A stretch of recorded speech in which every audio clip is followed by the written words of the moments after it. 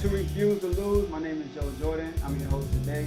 I have two great men with me, two of my best friends, my childhood. I have Blaze and Ron. How y'all doing, fellas? I'm great. How are you? All right, thanks for having me, Joe. You know what I'm saying? How you doing? Good, Yeah, good. thanks for having me. Awesome, awesome. All right, so we're gonna dig right into it, jump right into it. The first question is gonna go to Blaze. It's about his guy Westbrook. All right, so Yeah. so far for this season, I know it's early in the season, but just give us a letter grade of Russell Westbrook's performance so far this season. I I will give him a D plus. Before last night, probably would have gave him a D minus or an E. But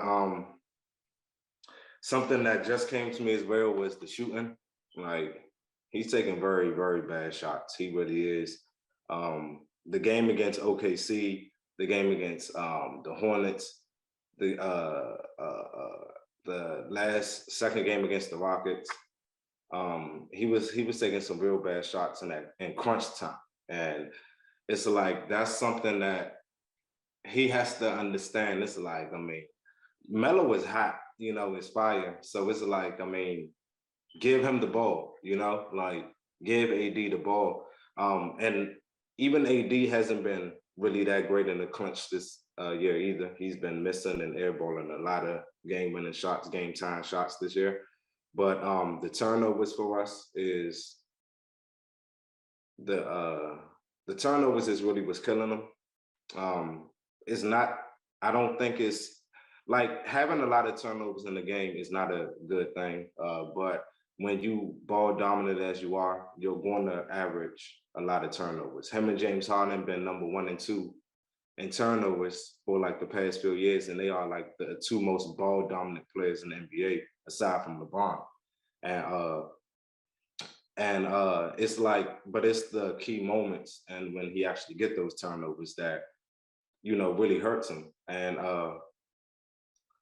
so I feel like if he needs to make better decisions.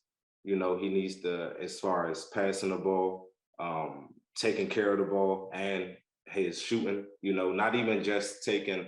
And I'm not even saying just him shooting threes or him shooting a mid range. Just sometimes even when he goes to the rack, the type of layups he's shooting this year isn't really like, what are you doing? Like it's a little erratic at times. So I think he's just him being from LA and being in the Lakers. I really think that it's some type of he's not as comfortable as he would like to be at. I think that's really a lot of pressure weighing in on him is the fact that he's actually playing in his hometown. So I think he's just trying to live up to some type of standards, which I think he's capable of living up to. But I think he's putting too much pressure on himself to do things because it's like he try to force the ball to AD on times where he shouldn't do it, and then it's times where he should be giving the ball to AD and he doesn't do it, and it's times that he tries to force the ball down to DeAndre Jordan, it's times where he doesn't really have a plan of what he's going to do sometimes when he leaves his feet. And it causes him to throw like a bad turnover or something like that. So I just think he just has to really get more comfortable in the system and in the situation and who he's playing with, learn his personnel. If you look at the past few years, he's been on different teams for like the past, I think, 4 seasons or so. So it's like you can't play with everybody the same way, like you have to learn what they like, what they don't like where their spots are and stuff like that. So I think it's something that he's learning as he's going, but he hasn't been looking great so far, aside from about me. I mean, I know what the plus minuses. He's had more minuses than pluses. And but from looking at him, I feel like I've seen him play at least four good games, maybe two great games this year. So yeah, and like I want to say another thing about the Hornets game. He didn't play great in the Hornets game, and he didn't play bad. It's just he at the end, crunch time, he just made a lot of bad decisions. He had 2 turnovers the whole game, and then in 5 minutes and down, he had a total of 5 turnovers. So he ended the game with 7. So it's like if he wouldn't ever made those decisions he made on those 5 minutes, maybe he would have ended the game with two, you know. So I think it's a confidence thing and just learning who his personnel, who he got to play with.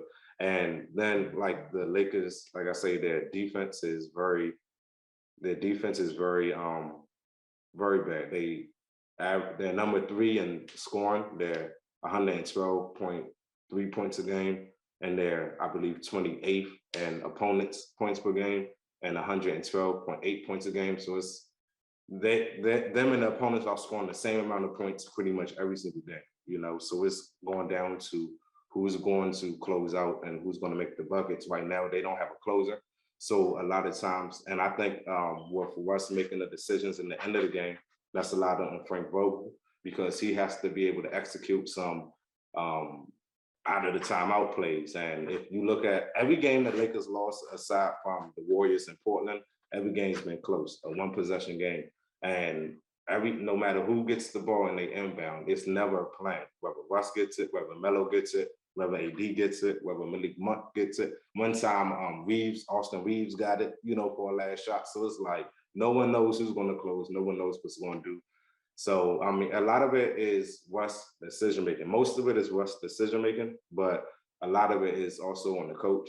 You know, the coach has to also be able to put them in those positions too, you know, because look at a coach like, just real quick, like a Mike D'Antoni, who is great with point guards, you know, like when he had Jeremy Lin in New York, look what Jeremy Lin was doing, you know, like no matter what point guard he has, he sort of knows how to work with them. So a lot of it is on the coach, but at the end of the day, Russ has to be, he's in his 13th season. So he is at the stage where he knows like he gotta be able to tone it down. He gotta make better decisions. Like even the games we winning, I mean, like granted, I'm happy they won, but if the Hornets don't miss those free throws, you know what I'm saying, at the end, the Lakers lose. You know, if even last night, if the Heat don't miss them free throws, the Lakers probably lose. So it's bigger than just Russ, you know. So, but I give him a D minus so far. Okay. Like I said, if I had to be honest, I think I'll give him an F. I mean, as of right now, like I said, it's the beginning of the season, so anything can change. But I mean, Dino hit on most of the points. His poor shooting 41% from the field. He's shooting 64 from the free throw. I mean, that's critical in key moments, especially for your point guard, and he's the one controlling the ball. You know, but like I say, it's not all Russ. It's like you say, it's not all Russ. But for the most part, if we have to blame somebody right now, he'll be number one. Followed by I think AD.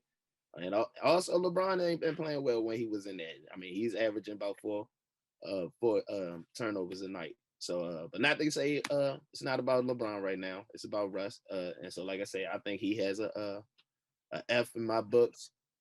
He has just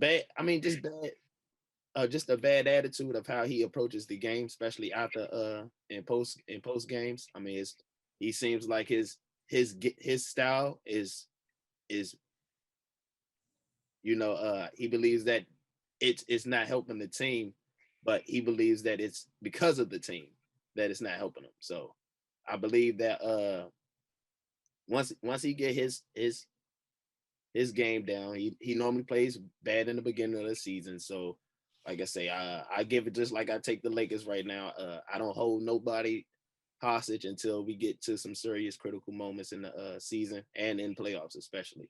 So and one thing I'll say, man, his triple doubles, they're becoming bad because like I say, he's following up with 8 turnovers. Like you get 9 assists and 8 turnovers, that's pretty much defeating the purpose of the assist. And they're scoring off of his turnovers. He's I think they're scoring 13 points off of his turnovers. So it's a lot with the Lakers itself. But like I say, my grade for Russ will be an F. Just a lot of points that Blaze and I already hit on. All right, awesome. All right, cool. So look, we Mm, gonna grade them. So how are we comparing them to? Like, are we comparing them to a superstar, an all-star, a role player? So I'm gonna say I'm all-star. All right. And looking at most of the games, Braun didn't even play. All right. So I would say F2, in like a D minus type F move. And it's a reason why. His numbers with LeBron are actually okay. They're still bad, but they're best with LeBron.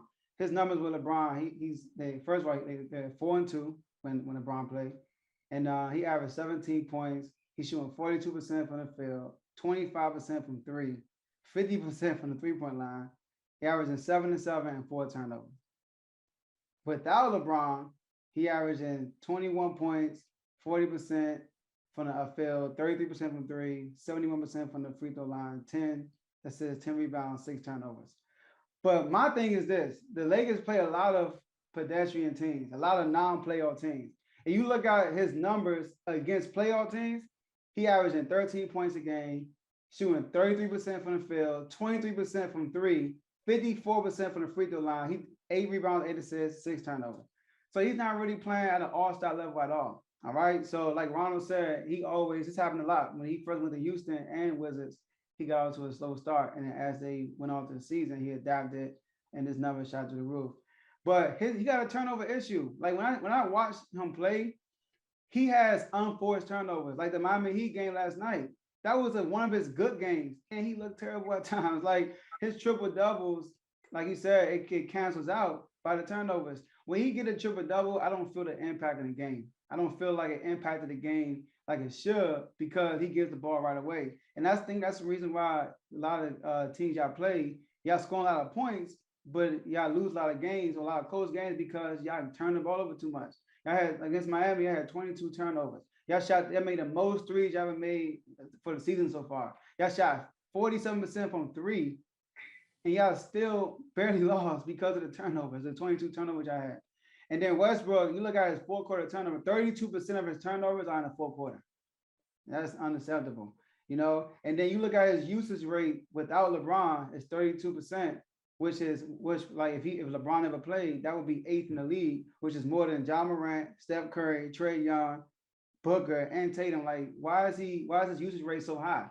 AD, I know Frank Vogel, he has a problem with this too. It's his fault too. They always say he's coming to the season, they're gonna go through AD. I don't know how many times in the fourth quarter he goes stretches without even touching the ball.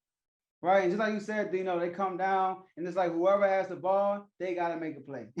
So I mean, he needs to play better.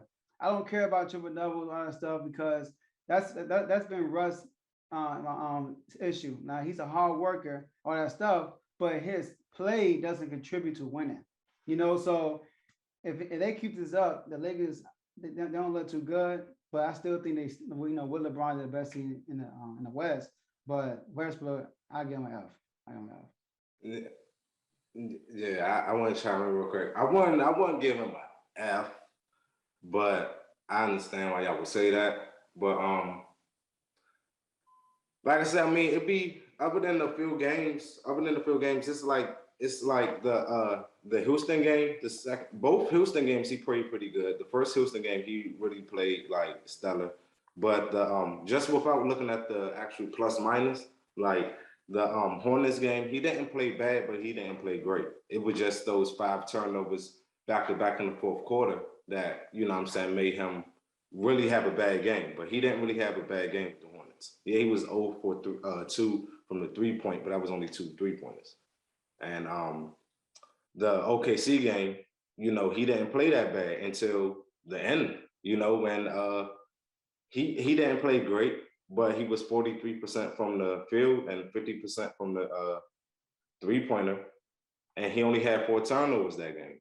But the thing is, it was how he, like you said, it was the costly turnovers. Like it's how he caused them. Like the one they had the game pretty much won, and it was tied up. And I mean, they could have came down and just got the lead. And instead of that's one thing. Like he came down and he just rushing down court, and Melo's at the top of the key waving his hands, and he come down and like try to bring the ball over or something, and it like he throws it all the way out of bounds. Like that was crazy. But over, like, it's like, so I don't want to take a feel bad plays he made and be like the whole game he played bad, because a lot of times he be playing, like, I ain't gonna say a lot, but of the few games I mentioned, he was playing pretty stellar until those like real crucial moments. So it's like, would you give him an F just off for those few plays, even though that's like for the game, I guess, you know? But it's like, does that take away everything? Because there's a lot of players who they have great games, and then it's like, okay, well, they make one mistake or they make a couple of mistakes when they really matter. Like, does that give his whole performance, you know what I'm saying, F or whatever? Yeah, because turnovers are a part of the game. So, like I said, we say like don't count the turnovers, but if we don't count the turnovers, the Lakers will be probably undefeated right now. But that's what we trying to say, yo. Like that's what's making him bad. Like we can't say the turnover is the turnovers is just like a little thing. He's leading the lead in turnovers, and at the rate he's going, like they're not going to survive. Like, well, they're not going to look like they're going to get a big seed, especially if like in LeBron, he's out. He's them two combined, they're giving up 9 turnovers a night. And like I said, it's no shot, it's no shot at Russ as a player. But you know, as of right now, he has enough, and the turnovers are really costly, and that's what's really biting him down. And not only that, like I said, he done said it. He done passed up Melo on a couple of times, but he plays hero ball. That's his MO. He plays too much hero ball. He doesn't really care how it comes out. You know what I'm saying? How long as, not saying that long as his stats are good, but long as his stats are good, he doesn't care. Like he's I think he be wanting to win. If his stats is good and they lose, he don't like losing. I mean, I don't know, because it's showing that he's not caring, like I say, and I think that's Frank Vogel. A lot of people should have been stepping in and telling telling Russ how to play. I guess AD and but him, they had conversation. Yeah, but like I said, but then he says he's not gonna turn the ball over no more. They had a hashing out of not playing selfish ball, and then next thing you know, last night he has 8 turnovers with a triple double. Like I said, those triple doubles are getting mute because, like I said, he's turning over the ball at the same rate he's passing assists. Yeah. See, like the 2 games you named, Blaze, you named the Rockets and the Thunder. The Thunder only 2 wins are to the Lakers, and Rockets are terrible themselves. You know, so I'm not really judging Westbrook against OKC. But their schedule is, they didn't play nobody other than the Heat and the Warriors so far. They played 7 playoff teams from last year. They played Phoenix. This year? What's the 7? They played Phoenix. They played Miami. They played the Blazers. They played the Grizzlies. They played the Suns. Yeah. And they beat the Grizzlies though. Yeah, they beat the Grizzlies. They've been with Westbrook against playoff teams 2-5 against playoff teams, and he's averaging 13 points, shooting 33% from the field. You know, so like my thing is this: I don't think he's gonna keep this up. He's gonna get better. It's like Ron said, like in the early stages of. And then look, I know you say he wants to win. I do too, but he cares about his numbers. Don't forget what he said when he left Houston. I gotta go back being Russ. Yeah, but now he won the title though. Like, you know, he went to back there in Russ, and now he won the title. He know that don't work. He won the title. Yeah, him going to the Lakers tells me he wants to win more. You know, like. But when he made that comment, I was like, wow. Yeah, I didn't like it either. Yeah, but yeah, that's my take on that. I think he'll be better when that leading in turnovers. I'm not surprised. Now, if he continues this turnover stuff with LeBron on the floor, that's a big problem because his usage rate is not that high. It's like 26 when LeBron's on the floor. But and it's supposed to be. But if he keeps the turnover issue up with LeBron on the floor, that is a big problem. So have the ball as much as LeBron, and he's still coughing it up. So, but yeah, that's all right, cool. All right, so we're gonna go to the next topic. Before we do that, we're gonna go on a break. All right, so y'all stick around. We'll see y'all after the break.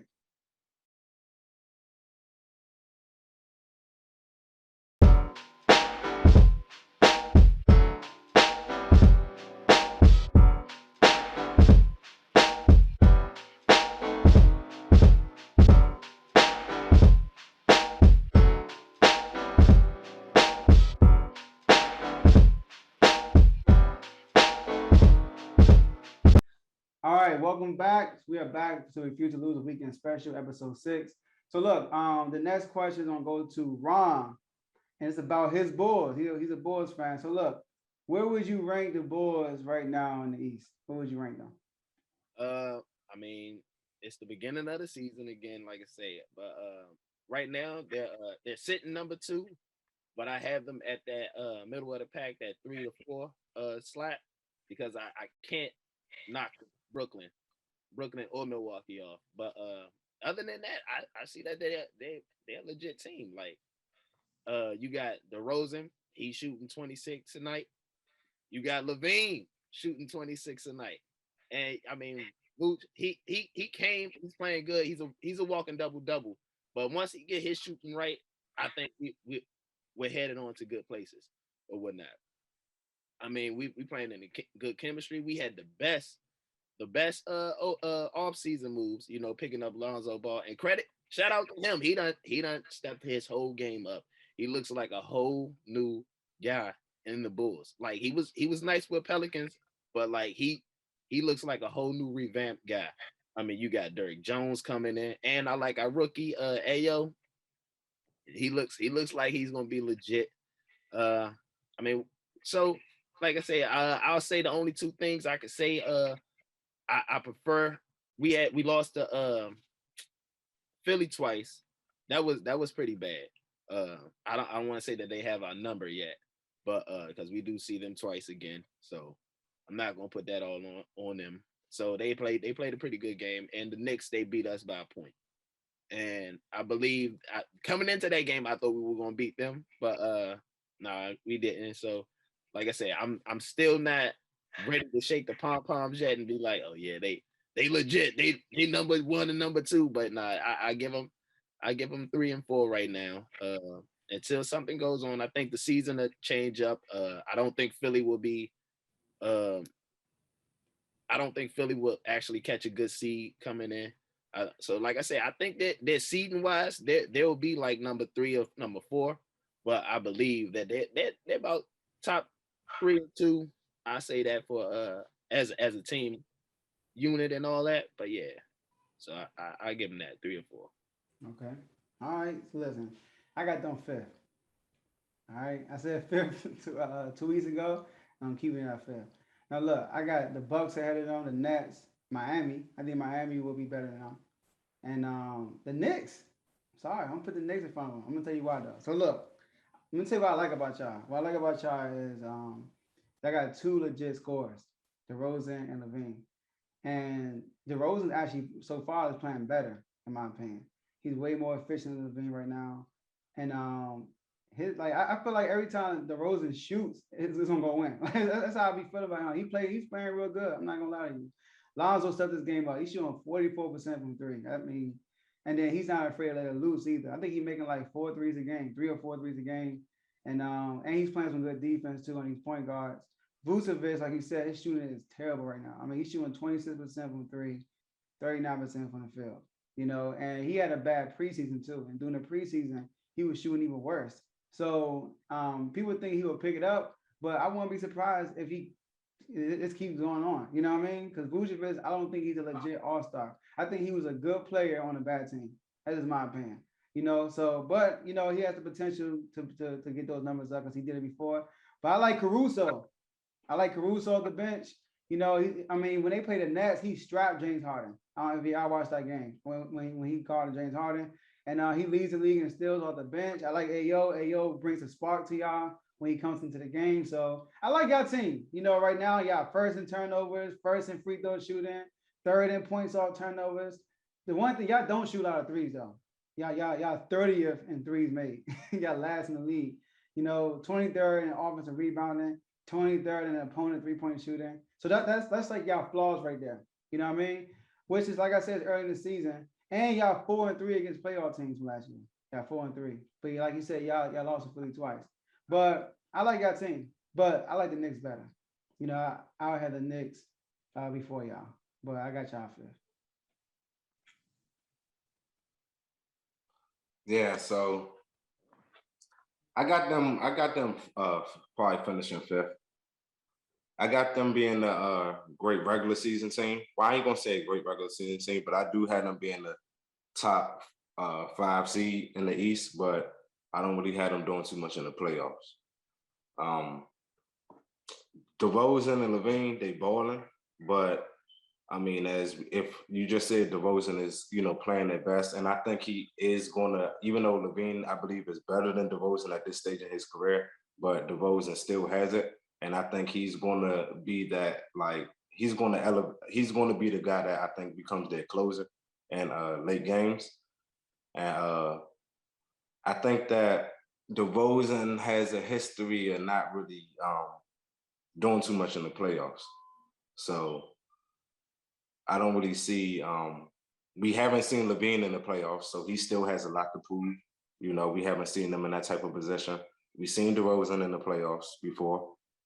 Him being the main guy, the top scorer, he's never been able to really deliver. So I do have Chicago finishing maybe 5. I would say I would have Milwaukee, Brooklyn, Philly, and no, I would have them 4. I'm sorry. I would have them 4. But I don't see them being like a legit playoff team. Like they may prove me wrong, but I just don't see it. For me, I think this is the year that Zach LaVine actually steps up and shows his real superstar level. I've been knowing him since day one. They finally got him help with DeRozan, and that's quite as a cap. That's probably the second or first best 2-pointer assassin in the league right now. Like he's taking over, and he's always been that. The only thing is that when they go to the postseason, he's always been ejected by LeBron or something like that. But for the most part, I think that he's a legit good scorer and a good player to put on there. And Caruso, that is the biggest gem that we got. I mean, defense, like I say, Joe, you said it. He's leading the lead and steals, and that's something that we didn't have in so long. Like we didn't have no type of chemistry. And like I said, credit Donovan. Credit Donovan. He brung this group together, and like we're really gelling. And I think we're gonna surprise a lot of people this year. Like you say, y'all think that because we lost to Philly twice, but I don't believe Philly is going to even finish up in the top seed spot. I don't believe Philly's going to believe in the top spot. So like I said, I think I got Brooklyn and Milwaukee 1 and 2 fighting out that powerhouse because that's the only powerhouse in the East for me. And we already seen what we did to Brooklyn already. And Brooklyn's in a world of trouble. You know what I'm saying? If they don't get their act together or whatnot, I'm not saying Kyrie is the missing piece, but I'm just telling you that I don't believe that they're legit. So it's a 2 powerhouses in the East, but they're not skeptical of getting whooped, you know what I'm saying, or getting beat. I can see them easily getting beat. It wouldn't surprise me at all if one of these teams beat them because all of them have big flaws or whatnot. And I think Chicago don't have too many flaws in them right now. But because this is a new first time with the team, and this is our first year together, running together like this, I'm gonna give it some time right now. But I really do believe that they'll come out 3 and 4 in the seed. I made a mistake. I'm putting Miami at 4. I'm putting Chicago back at 5. So who you got? Who your top 5? Who your top 4, Blaze? I got Brooklyn, Milwaukee, Miami, Philly, and Chicago. Oh, Philly? Yeah. I'm with you on that, Ron. I don't think Philly gonna finish the high seed. Now Philly are surprising me right so far, but it's still early. But I don't think they're gonna do nothing in the playoffs, but I do think they're gonna finish a high seed. That's my opinion. I don't see them with a high seed, but I believe that they're a legit playoff team regardless.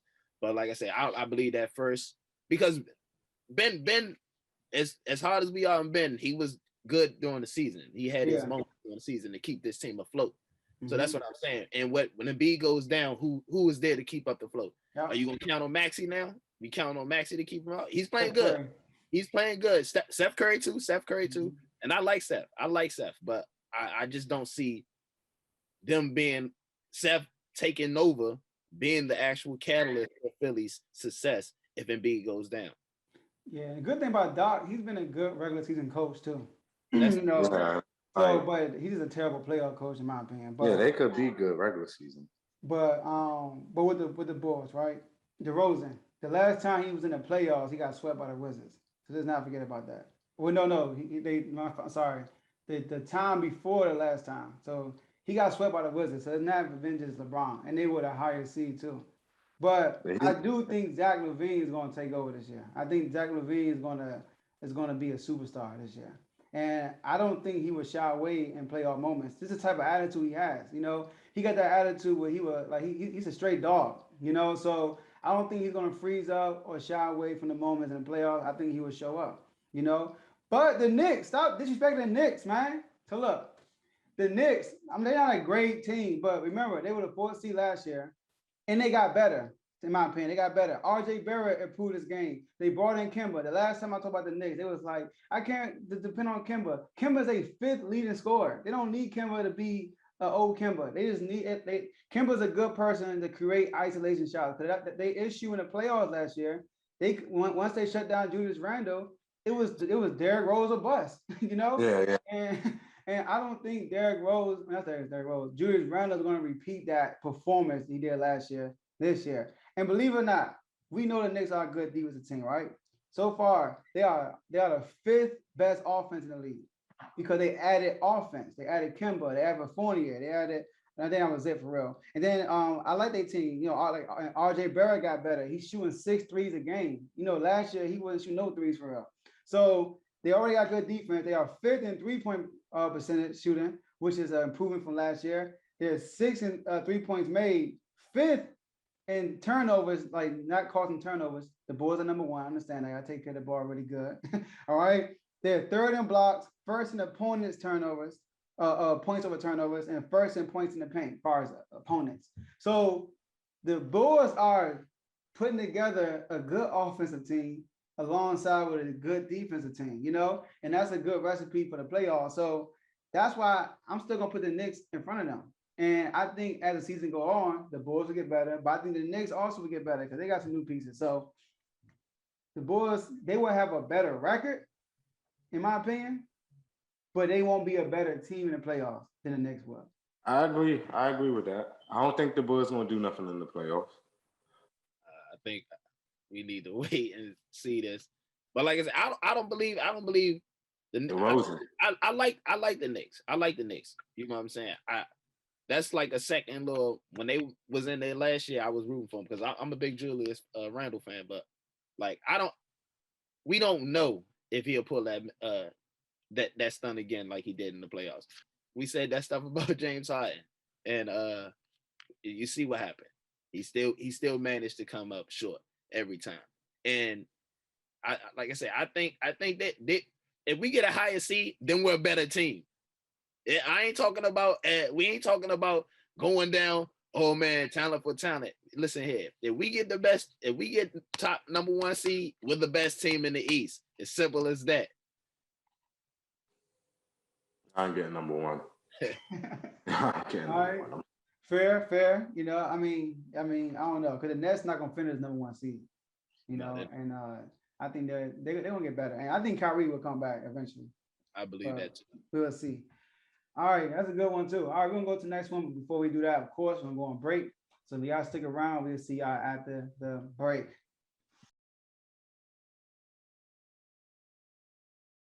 Hey, I hope you're enjoying the show. Now, before we continue with the show, I need you to do a few things for me. Number one, like this video. Very easy. Click the like button. Number two, subscribe. Very easy also. Hit the subscribe button. Number three, something else is easy. Hit the notification bell so you can be notified next time we put out a video. Number four, click the share button and share it to someone who you think would like this video. And last but not least, most important, continue enjoying the show. All right, welcome back to Refuse to Lose, a weekend special, episode 6. So look, this next topic, I'm starting this one off, and it's about the Nets. You know, so the question is, how far can the Nets go without Kyrie? Now look, I think they can go. I think the only team that I don't believe they can beat are the Bucks. I believe they can beat any other team in the East come playoff time without Kyrie. Because I believe, with they have a good roster. You look at their roster, they have a nice roster. And then they have a lot of new pieces, but they need more chemistry across the season to gain that. And I think James Harden need to get out of his way trying to draw these fouls. When you watch the Nets play, whenever James Harden flops, they don't call it. Whenever he just plays naturally, they call the foul almost every time. So he's holding himself back. And I think as the season go on, I gave it 2 weeks, and it looks like he's still doing that. So maybe around the All-Star break, I don't know, he'll get into that mindset of not flopping, but just play the game. Because James Harden, people think that he's not really that good as he was before because of the fouls, but I still think he's an elite player. So now, and then their problems, they can't rebound the ball. Their rebounding is terrible. They're allowing so many second chance points. I feel like every time I watch them play, they're giving up second chance point. What that does is it drains the whole team because you give a good defense possession. The next thing you know, they get an offensive rebound. They miss, get another offensive rebound, and you're giving this team extra possessions. So they finish games when teams are having 20 more possessions than they have because of the lack of rebound on the defensive end. Now, we're not talking about offense, we're talking about just defensive rebounding. And then I just think that they need another big man. I don't think Claxton is the answer. LaMarcus Aldridge, I don't think they should depend a lot on him. LaMarcus Aldridge can't even get his feet off the ground. Now, he did have a good game against the last game he played, I believe. He had a great game. I mean, he had 15 points in the fourth quarter. I mean, first half, he was making all these mid-range jumpers. But on the defensive end, he's a liability. Whenever they put LaMarcus Aldridge in the pick and roll, he gets burned up every time because he can't move his feet. Claxton is too small. Millsap is too small. I don't think Millsap is getting enough time myself. So I think he should play more. But they just too small as a team. Their two leading rebounders is James Harden and KD. That's unacceptable. So I do think before the trade deadline, they're going to trade for another big man to fix that problem. Because if they don't, they will have some problems. But even with this roster, as the season go on, I think nobody in the 7-game series will be able to beat them but the Bucks. Because the Bucks is a huge mismatch for them because of their size. So, yeah, Eastern Conference Finals. Yeah, I agree. I feel like the only team that will be able to beat them is the Bucks, but I really don't have them. I don't think that they won't be able to see Harden. For me, he really has to get it together because I feel like he will get it together as well, but we can't know what's happening though. This is the worst he's played in a few years, and his free throw attempts are 4.7. It's the lowest since his second year in the league. So, and he was coming off the bench in OKC. So, over the past few seasons, the last 3 seasons, his free throw attempts was at 7 point, close to 7.5 a game. Before that, he had 4 seasons in a row where his free throw attempts was 10 and up every single season that he was averaging for a game. So, and even when he was with the Rockets, I remember watching a few games where he would go 2 for 15 from the floor, and he'd still end up with 25 points because he went to the line, about 20 times, 15 times, and made all of them. So that's been a part of his game since D'Antoni pretty much been in Houston. And someone who, like the thing we say about Russ, right, where it's like he played away so long where it's hard for him to sort of break out of it. Where James Harden been playing, looking for the foul for the past at least 7 seasons, and like it's hard for him to break out of it. And you look at the game he played against the Magic, he only shot 11 times. You look at the game he played against the Bulls, he only shot 11 times. So the last 4 games he played, he hasn't even been shooting more than 15 shots a game. And it's like you watch him play, it's sort of like he's losing his confidence a little bit, where he don't want to be aggressive at first. When James Harden at first will be used to hoisting up. Even last year in Brooklyn, he played phenomenal last year in Brooklyn before he got injured, before he had the hamstring injury. And that's when he was still being able to play the play style he's used to playing. So I'm not saying he won't be able to break out of it, but I don't think this is just a quick fix where it's something like, he could automatically, now I'm gonna go back to mid-range James Harden. Like I don't see that happening overnight. So I do think they're in a lot of trouble without Kyrie, as far as if they want to get to the finals. I don't see them getting to the finals at all without Kyrie. Unless, like I say, unless James Harden can crack this code and figure it out. But if they can't do it, then I don't see them going too far. Yeah, like you said, both of y'all hit a lot of good points. But for me, I think they can go, like I said, I think they can go far as in going to the finals, but it wouldn't be surprising if they don't. So it's not like, but it all relies on, like you said, James Harden, because like we were going on Russ and we killed Russ in the beginning of the season and earlier in the show. But we got to look at James Harden. They're doing this. They're basically the same player. Like the only thing is, James Harden he finds a rhythm in scoring. So with his PER is at 18. I mean at 19 right now, and Kevin is at 29. So we got to look at it. So like I said, it's a lot to go with James Harden, because like I said, he's not a player that's supposed to give you 15 points, averaging 18 points a night. He was brung to Brooklyn to get them to get them that second score, you know what I'm saying, or that third score to be elite. But it seems like the only elite player on there is Kevin. And you talk about Aldridge, he's 3-0 when they 3-0 when he scored over 20 points. So hey, and that just goes to show you, like, we have James Harden on our team, and yet Aldridge is our second legit scorer for real. And it shouldn't be that way. And like you said, if, like Blaze said, if he gets this Rubik's Cube cracked and these codes cracked, because he got a lot going on with him. I don't know if it's mental or anything, but it just seems like he's not the same James Harden. I think he fell back into a more of a point guardish role, where he's strictly looking to set up the person. Like you said, he doesn't take more. He's shooting way more threes than twos, and like you said, he's never going to. They have stopped that rule. Their biggest thing this year is to limit offensive fouls and these drawing fouls, and yet he's still trying to do it like it's going.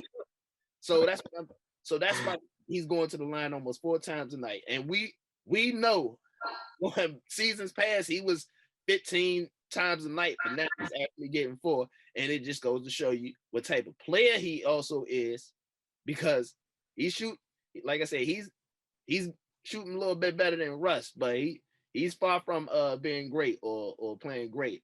And like I said, a lot of those extra fouls and those plays, I think the reps are cutting it out. And like I said, but it's the beginning of the season. I'm not going to say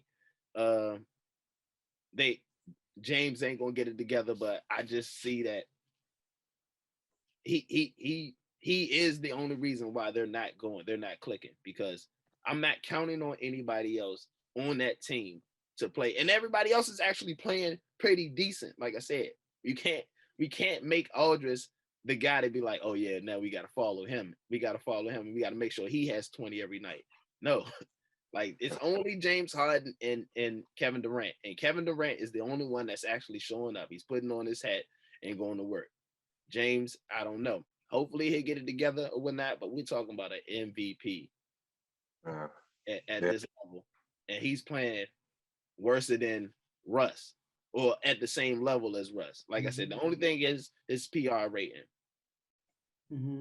Yeah, I agree with you, because like here's the thing with James Harden. You're right. We killed Russ earlier. It's James Harden time, right? So he's the problem. Because think about it. With Kyrie and KD, he averaged more points last year than he did this year. He is exactly. This year so far. He's there to be a second scorer. Without Kyrie there, he only averaged 18 points. Now, I would agree with everybody say, oh, he's more of a point guard. He should be leading league in assists then, if he averaged 18 points, right? I know he's 4th in assists, but last year, I think he averaged more assists last year. Last year, he averaged 10 assists, 10.8. Right now, he's at 8.8, So and he's shooting 40% from the field, which is bad. So when you look at James Harden, like any game, when you watch any game, and just go to NBA.com, look at the shot chart, you only see shots from the 3-point line and the paint. He don't shoot no mid-range. Yeah, think about it. He don't have no mid-range game, none of that stuff. Everything are just 3-point shots, floaters, and layups. That's all it is. So he's getting exposed, but I still think he's elite though. He is in his own head. But he turned the ball over just as much as Russ. The reason why we don't kill him as much is because he's a better shooter. You know what I mean? Westbrook has a combination of the turnovers and the bad shooting. And James Harden is not really a terrible decision maker either, like Westbrook is. Yes. He is a better decision maker and he's a better passer naturally, But he needs to step it up on the scoring though. Averaging 18 points per game is unacceptable in this situation with no Kyrie. Because like you said, KD is leading scoring. If James Harden's average a good 20 or 24, like he did last year, they would have probably won most of their games, So, but he is holding them back mentally and physically. And Steve Nash is too. I don't think Steve Nash is a good coach. I don't think Steve Nash is a good coach. Steve Nash needs to tell James Harden, James, stop looking for the foul versus co-signing it, So, and then when you watched them in the playoffs last year, they looked so stagnant against the Bucks without Kyrie. It was like give KD the ball and get out the way. It was nothing drawing. Everybody forgot James Harden played though. Yeah, exactly. I know he was hurt. But Steve Nash got to do a better job, man. This better job coaching his team. So, yeah. I think that's true. But I also believe Steve Nash has just lost his team. Like they never accepted him. So it's not like he can go tell someone, do this. They gonna be like, come on, bro, I got you here. Yeah. Kyrie said they ain't need a coach. You already know it. And James is the third wheel. So it's like, I don't know how you approach him, you know what I'm saying? Because I know you're not approaching Kevin and Kyrie at any suggestions, because I think that they're not going to listen. And I think James would, but I also believe that he's a mentally player. So it's like you have to cater to his ego almost, give him that Kawhi treatment, because all his stops, you hear about him, what he does. And so that's a little diva in him too. So. Well, I guess it's KD's job then. Huh? Well, I guess it's KD's job then to do that with James Harden. Yeah, it is. Because it's LeBron's job to do it with Russ. But they don't have rebounds. They don't have leadership. They don't have no leadership. No, not in that whole organization. They have no leaders. So it's not like Kevin can go tell somebody whatnot because he's more the follower. That's not.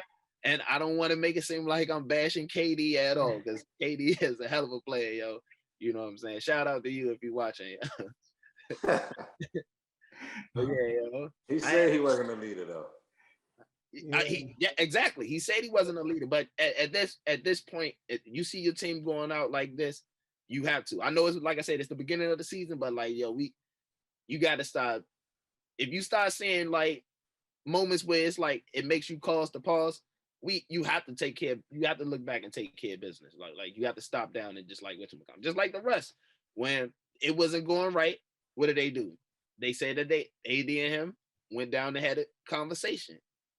That shows you the leadership of AD over than KD, because we don't have no reports coming out of Brooklyn saying that somebody's taking James to the side and like, yo, play harder, because I don't see that happening. Patty Mills need to do it then. NBA champion. All right, cool. All right, great segment. All right, so look, we're gonna go another break, and we had 3 more questions for y'all back to back this time, and we'll see y'all after the break.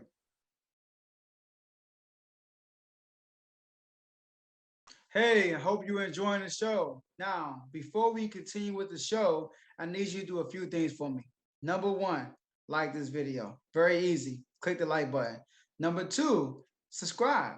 Very easy also. Hit the subscribe button. Number 3, something else is easy. Hit the notification bell so you can be notified next time we put out a video. Number 4, click the share button and share it to someone who you think would like this video. And last but not least, most important, continue enjoying the show.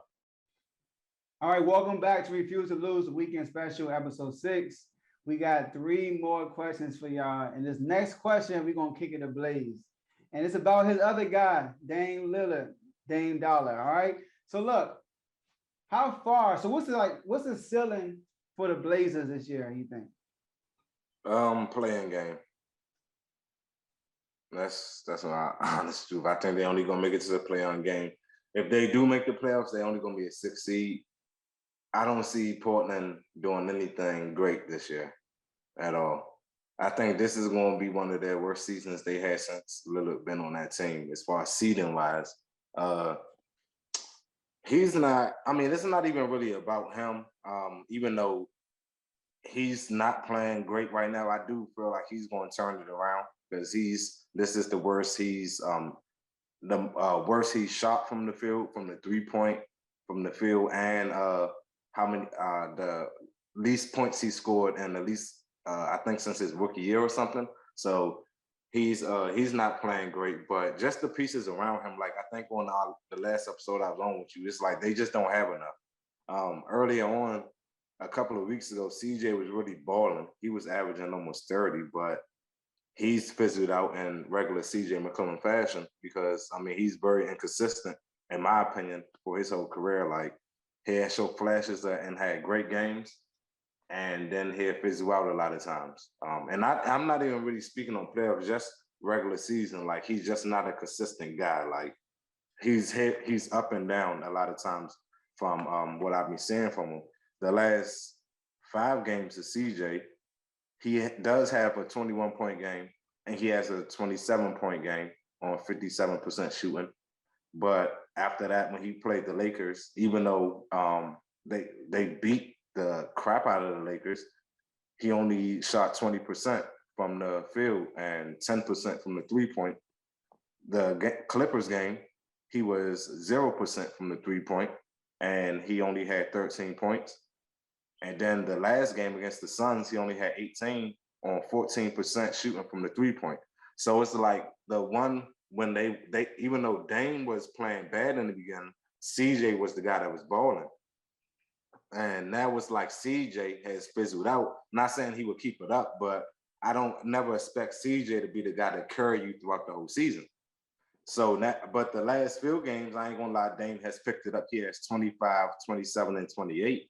But I don't think as they are constructed, I don't think they have enough to really go anywhere in the West. I was watching the game the other night, and I used to think Nurkic, he's not a bad player, but I thought he was a lot more controlled than what he is. But I mean, he be making a lot of dumb decisions now, a lot of dumb turnovers. He shoot a lot of dumb shots nowadays. So I don't think they have a great team at all. And Lillard, I don't know if it's because his heart isn't really important right now, or so much on his mind with the, should he leave, should he stay? But he doesn't look the same. And if Lillard doesn't look the same, they're doomed. And yeah, but I do think he will get better, but I don't have them being higher than the 8th, 7th seed playing. For me, I think that this is bad. This is real bad. So for me, I think their ceiling is over. Like they don't have a ceiling. It's just like this team really is bad, poorly put together, and it's been going. We've seen this story over and over and over now. So I'm not saying CJ McCullough isn't a good player or a nice little sidekick or a decent player to bring something to a team, but for me, Lillard is playing bad, and we got to count on McCullough. And McCullough has I think he's leading them in scoring wise a game. You know what I'm saying? I think he has 6 and Lillard has 5. But I just don't see that this team is put together. And you put adding on a new year coach and his new system of it. I just don't see them really peaking at any moment. I think Chauncey was a bad hire. I mean, I do believe that he should have had get a job, but I just didn't believe that this team was for him to take. You know what I'm saying? I think he needs a new team to build up. This team was already in effect. They need new players. They just need to go ahead and just blow this whole thing up and start promoting. You got Lillard, keep Lillard, and just build from that. But I guess they're too scared to give up CJ and Nurkic like that, like they're valuable pieces more than Lillard. So I think that they're selling. They got a lot. They got a lot to go through this year, and for me, I don't think that they're going to make the playoffs. That's the whole thing of selling. So I don't believe that they have a chance of winning because I believe that as we look at this, I think a lot of teams on the West are better than Portland, and it's not like they're going to get like, oh man, Lillard is good. He'll get it together. He will get it together, but the team won't get it together. So that's what I'm saying. We're going to still have Dame dropping 35 and the team still losing. So him getting it together and getting his shooting game, you know what I'm saying, getting his shooting back will be okay, but the team is still going to struggle themselves. So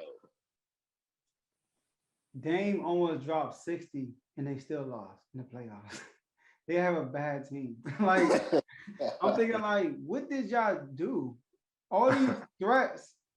He ain't saying nothing, but all these rumors and him leaving, and y'all did nothing to make the situation better. You got a guy who barely played last year, who's y'all third leading scorer. What's his name? Anthony. I think they third leading, third or fourth leading scorer. He barely played last year.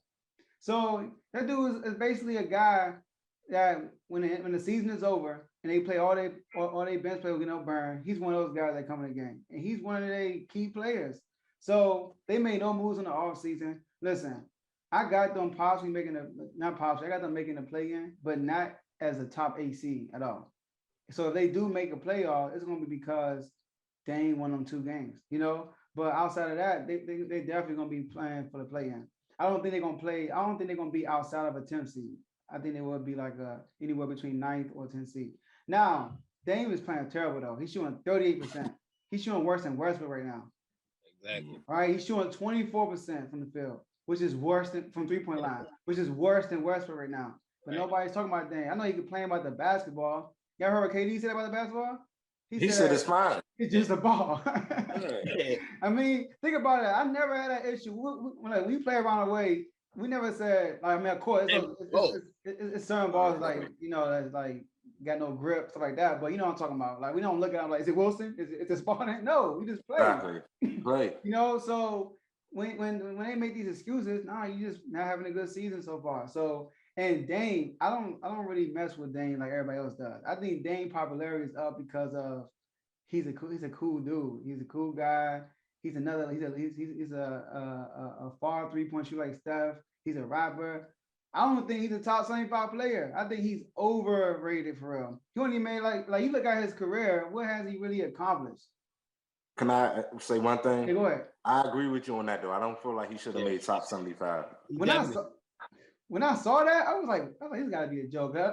And the white not get it. Come on. Yeah, I don't think that. Yeah, exactly. So yeah, and Dame, you look at his playoff performances. Now Dame is known for 2 series, the OKC Thunder game winner and the Houston game winner. But outside of that, Dame ain't really make no noise for real. Think about that. You know, so and every time they lost in the playoffs, it's because he didn't show up. Besides against Denver last year, but besides that, he didn't show up. Like when they lost to the Warriors 4 games in a row, he didn't show up. When they before the Warriors, when they beat Denver, CJ carried them that series in Baltimore. That game 7, he only had 13 points, something like that. No, he shot 13% that game. So Dame, when they lost to the Spurs, but I think they lost to the Spurs 1 year. But every time they lose, Dame doesn't really beat Dame. So I don't even trust them in the playoffs. So even if they make the playoffs, they get bounced immediately in the first round. So, but play-in tournament. But for me, I just want to make one point. You said, but see, the thing is, from him and Russ, he's having a bad shooting year. No, shooting. He's having a bad year. Shooting, that's right. I say he's just having a bad shooting year. Like, you go to the free throw line, he's hitting 84% from the free throw. Yeah. That's what I'm saying. So Russ is definitely deserving, but you know what I'm saying. But like I said, it's the beginning of the season, and a lot of people are just getting their foot in. I guess we give him that whatchamacallit. But like I said, I think that he would actually bounce back because, like I said, I see Russ in a different level. Like, he's having a tremendous bad season. Like, this could be his bad season since his rookie season. Like, He's shooting that. This is his second worst shooting percentage since his rookie year. So that's what I'm saying. So it could end up looking bad for Russ this season, especially if they don't get it on the track. But I think Dame would get it. I think Dame would get himself together. But the team itself is just poorly constructed, and terrible. It's definitely like you said.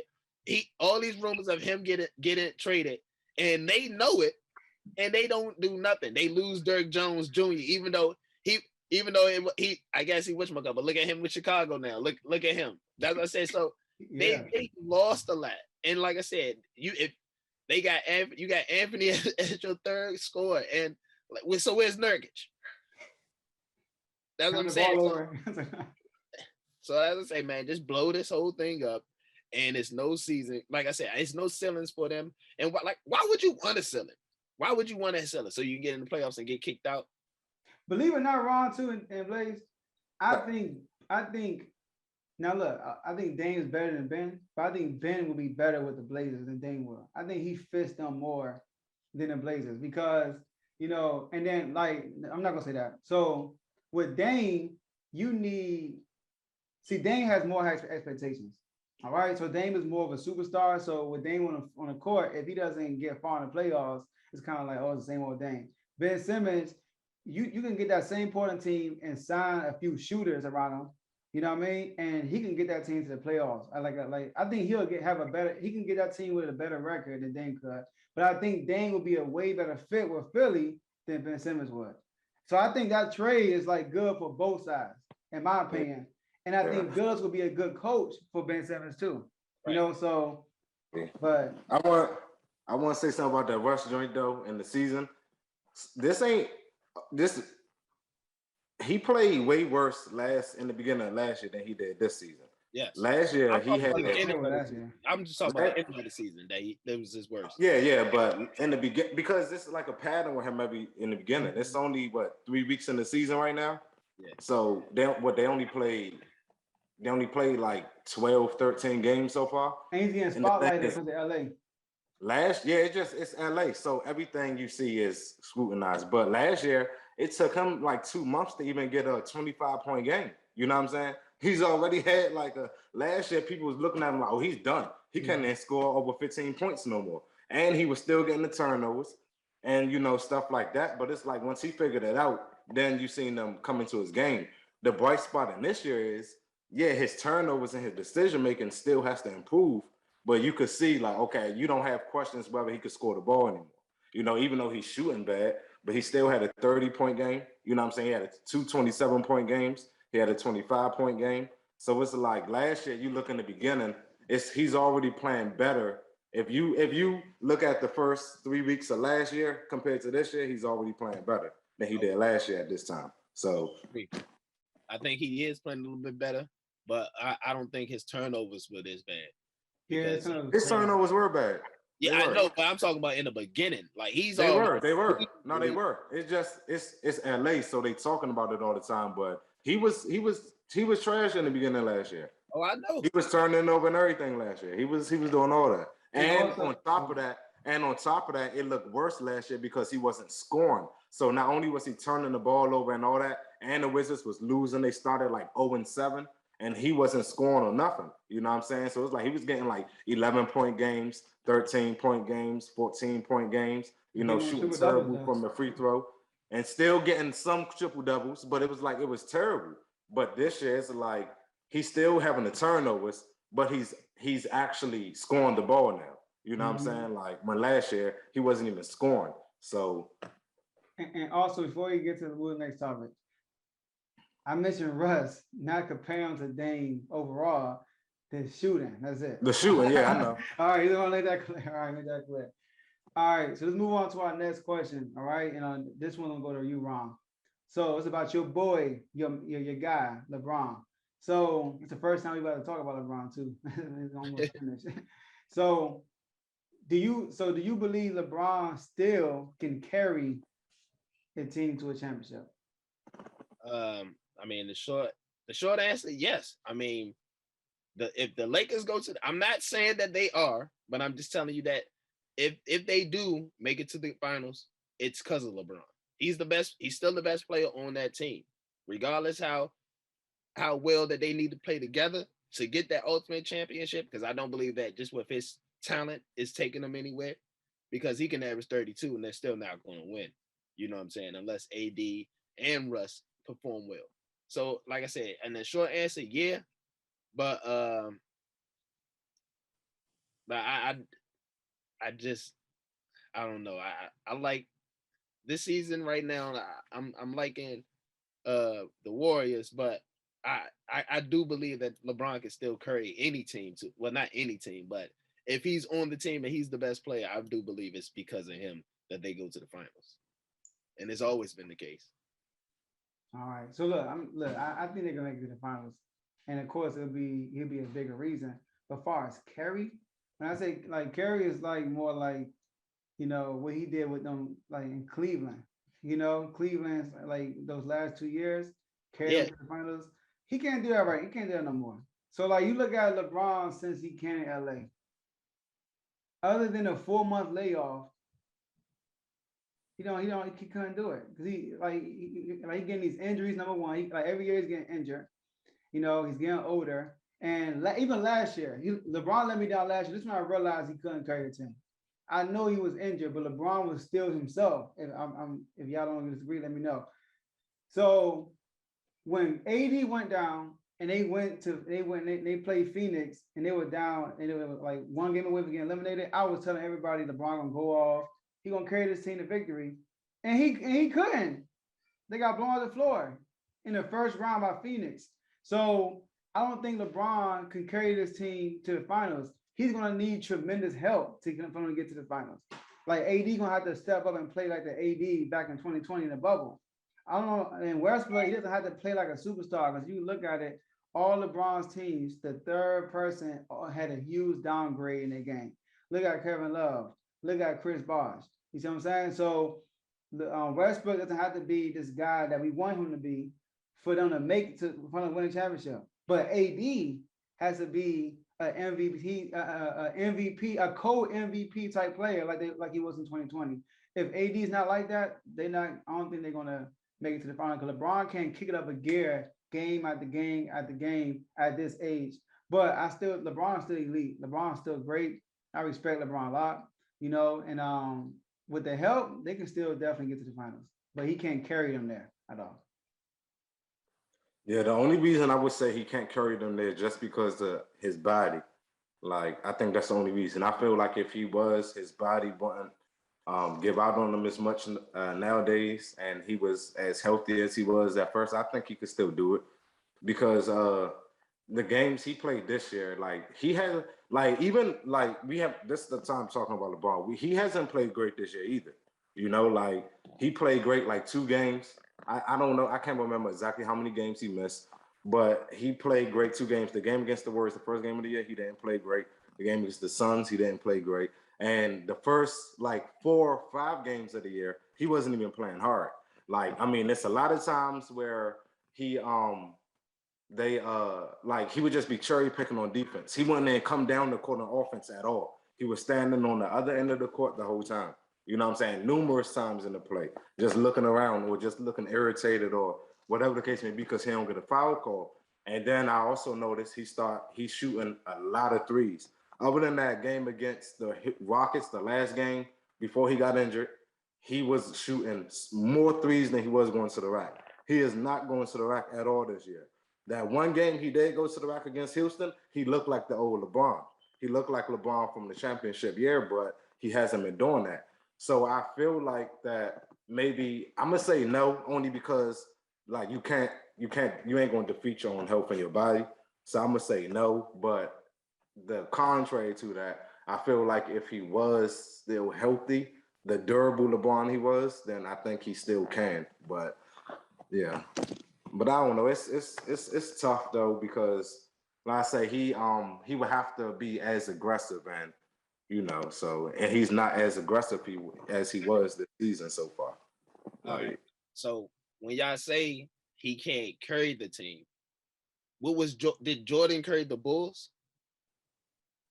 But Pippen played ultimately one of the greatest, like a great spot for that. Even Rodman, everybody had their spots. So like I said, you can't be the best player on the team, and they say it's not because of you.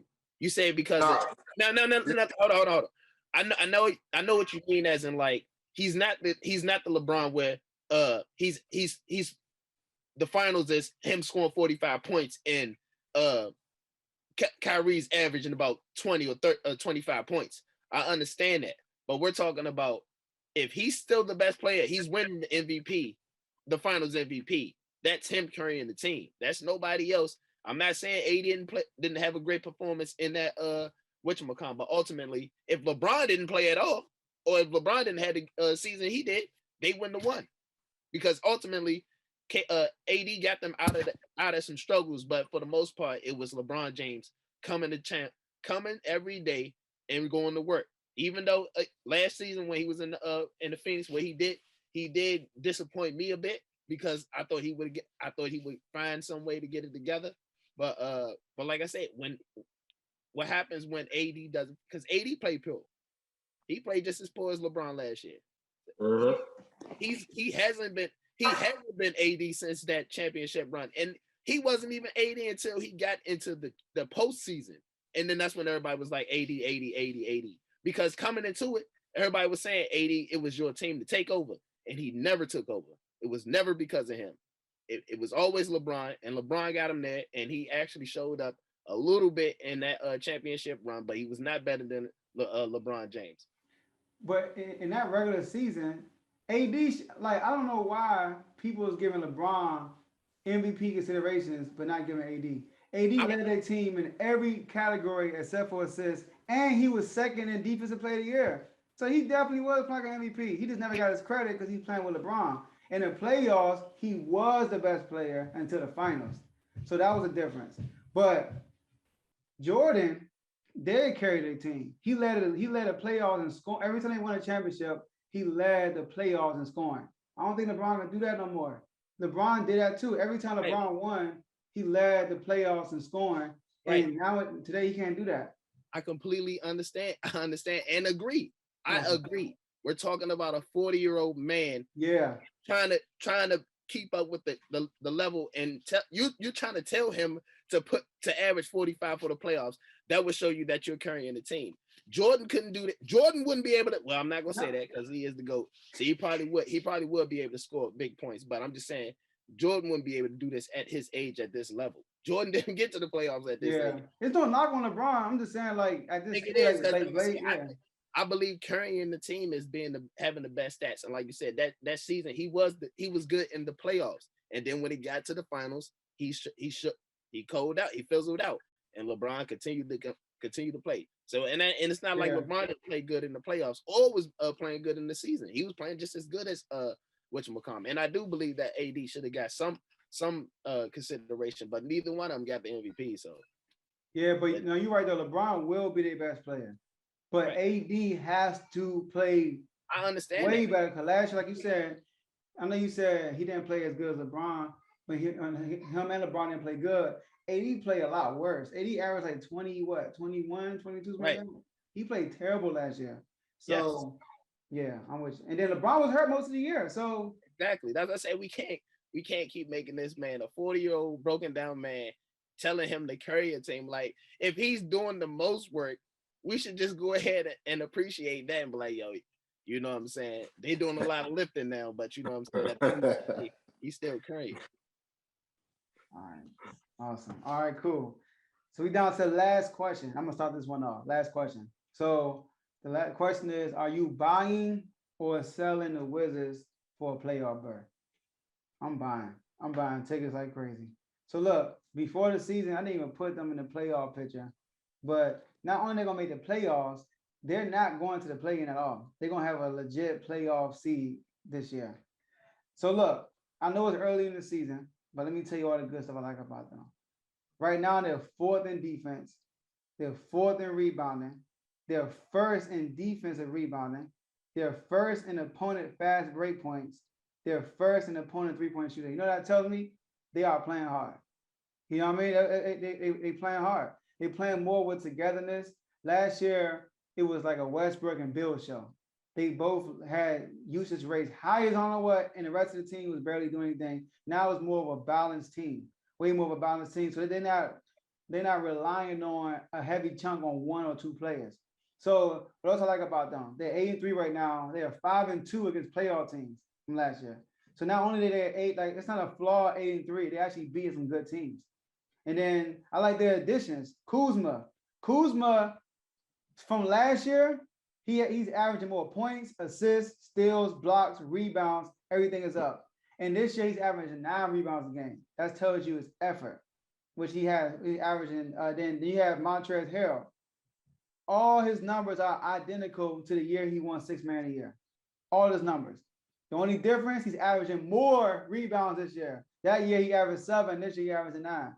And then you got Spencer Dinwiddie. I like Spencer Dinwiddie, right? So the thing about him is when Bill is having an off night, he can step in and play that role, that scoring role. He's a scorer. If y'all ever seen him in Brooklyn, he know how to score the rock. The one game Bradley Beal missed, he scored 34 points, and I think he shot, I wrote it down, he scored 34 points, 34, 9, and 6, shot 54% from the field, 66 from 3, and only 1 turnover the whole game. And that game went to overtime. But 1 turnover, and you basically their point guard, that's legit. So I like them. I like them a lot, so I'm definitely buying them for a playoff berth. Yeah, I'm buying them for a playoff berth. I am, and just like you, I didn't think they was gonna make the playoffs this year either. Everybody talks when they got Caldwell Pope and Kuzma and this, and I'm like, yeah, okay.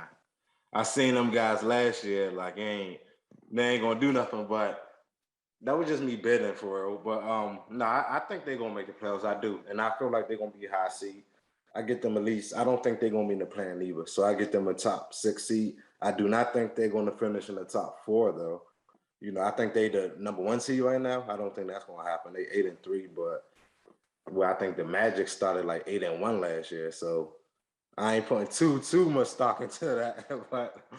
but no, I do. I think they're gonna make the playoffs. They definitely have a way better team than they had last year. Even though I was rooting for them last year with Russ, but they definitely have a way better, deeper team. A lot more guys who can actually get a bucket. So I do. I feel like they're gonna make the playoffs. I get them being. I see it's difficult because I know I said I probably had Chicago being 5, but I mean it's gonna be tough this year in the East. I feel like I think it's a lot of legit teams that's going to be fighting for them top 6 playoff spots, but I don't think they're going to be in the play-in. So I got them being top 6. I just don't know where, but I got them being top 6. I do. I don't think they're going to finish in the top 4 though.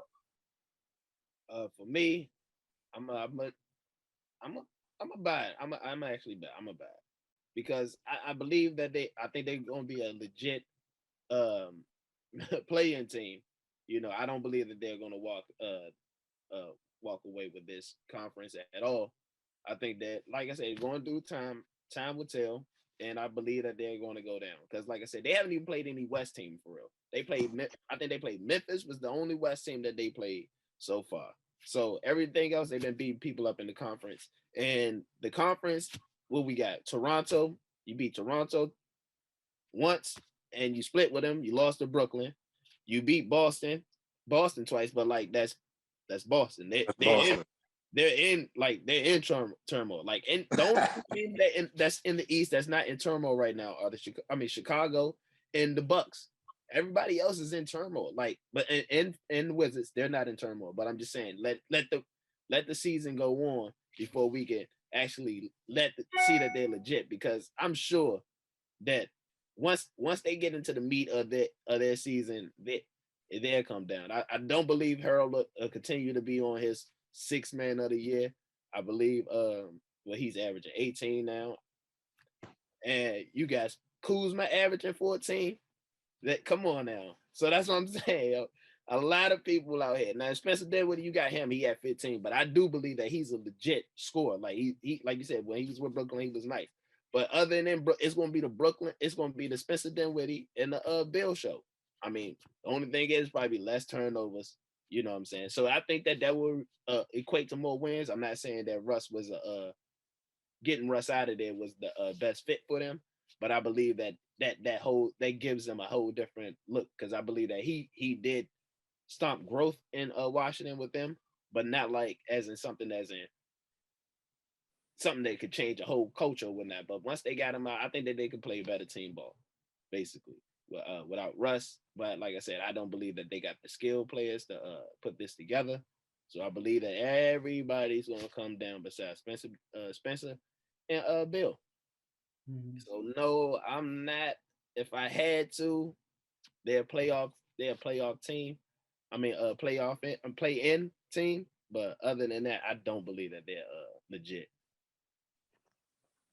I think Spencer Dinwiddie's going. His numbers are actually gonna go up. I think he actually will average more points. Agree. But I think Harold, he can keep it up. It might not be. He might have a slight dip, but it's gonna be similar because this is who he is when he has the opportunity.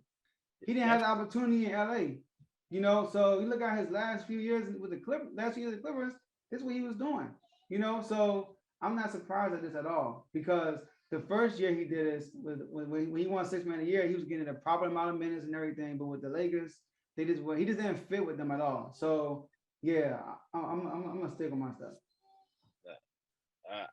I agree. He is getting the minutes, but with minutes come great responsibility, and I just don't see him being that guy of whatchamacallit. Like I said, he's on a good space. Like I said, he almost averaging a double-double. I think he averaging nine rebounds, 18 points. That's pretty good from a guy. 1 block. So like I said, he's playing good. I'm not saying that he's not playing good now. I'm just saying that later on in the season, I think that we'll have to revisit this same subject, and then we'll see who was right. Because like I think going 6 man. Now that might be Tyler Hero. Nah, that's going. Oh yeah, he coming. Oh yeah, Right, it may be Melo. Yeah, Melo. Tyler Hero going to win most improved. Yeah. Tyler Hero averaging more points. No, he not.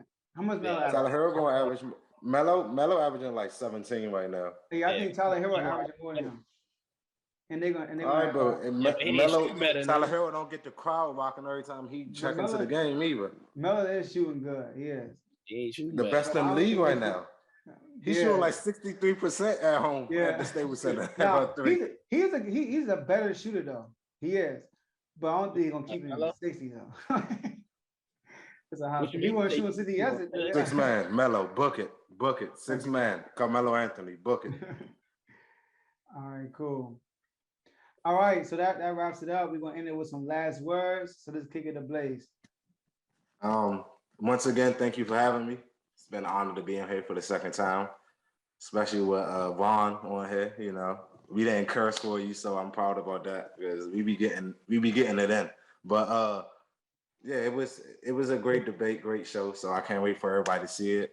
Follow my Instagram, my business Instagram, Carpet Champs, short for champion, champs with an S, Carpet Champs LLC.